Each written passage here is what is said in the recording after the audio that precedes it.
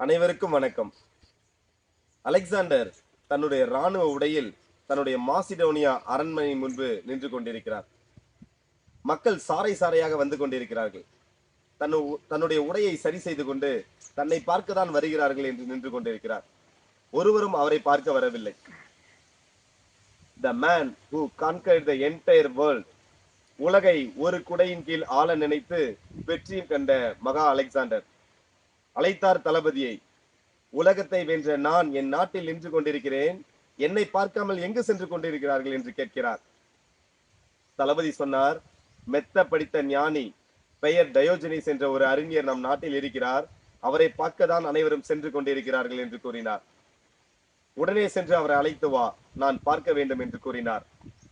தளபதியும் தன் குதிரையை எடுத்துக்கொண்டு சென்றார். டயோஜனிஸ் சூரிய வெளியில் கூரையின் வெளியே அமர்ந்து கொண்டு புத்தகத்தை படித்துக் கொண்டிருந்தார்.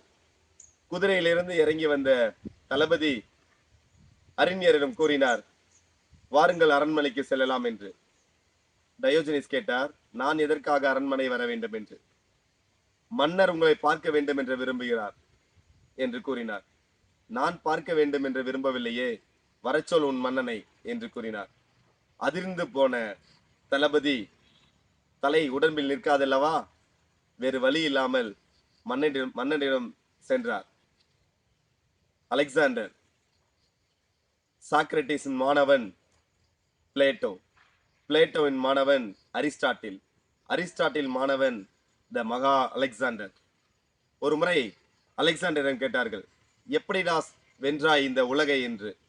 அதற்கு அலெக்சாண்டர் ஒற்றை வரியில் கூறினார், நான் இந்த உலகிற்கு வருவதற்கு காரணம் என் பெற்றோர், இந்த உலகம் என்னிடம் வருவதற்கு காரணம் என் ஆசிரியர் என்று கூறினார். ஏன் இதை இங்கு கூறுகிறேன் என்றால், அவ்வளவு படித்தவர் இந்த அலெக்சாண்டர், ஆசிரியரின் பெருமை அவ்வளவு அளப்பரியது. சரி, நானே வருகிறேன் என்று தன் குதிரையை எடுத்துக்கொண்டு சென்றார் அலெக்சாண்டர்.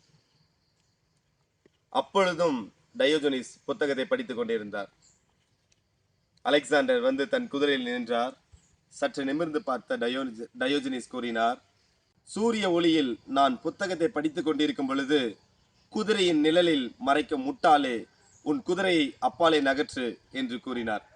சற்று அதிர்ந்து போன அலெக்சாண்டர் அவரின் குரலின் தொனியை உணர்ந்து கொண்டு குதிரை அப்பாலே நிப்பாட்டி இறங்கி வந்தார். டயோஜனிஸ் கேட்டார், என்ன வேண்டும் என்று. உன்னிடம் ஒரு கேள்வி நான் கேட்க வேண்டும். உலகத்தை ஒரு குடையின் கீழ் ஆழ்ந்து கொண்டிருக்கும் மன்னன் நான். என்னை பார்க்க வராமல் அனைவரும் உன்னை பார்க்க வருகிறார்களே, அதற்கான விடை தெரிய வேண்டும் என்று கூறினார். இதற்காகவா இவ்வளவு தொலைவில் வந்தாய் என்று கூறிவிட்டு டயோஜனிஸ் கூறினார், நீ உன் வாளின் கூர்மையால் இந்த மண்ணை வென்றவன், நான் என் நூலின் கூர்மையால் என்னை வென்றவன். மண்ணை வென்ற உன்னை விடுத்து தன்னை வென்ற என்னை அனைவரும் தேடி வருகிறார்கள் என்று கூறினார். உன் வாளால் வீழ்ந்தவர்கள் பல லட்சம் பேர், என் நூலால் வாழ்க்கை பெற்றவர்கள் அதைவிட அதிகமானோர். நூல்களை வாசிப்போம், நூல்களை நேசிப்போம். நன்றி.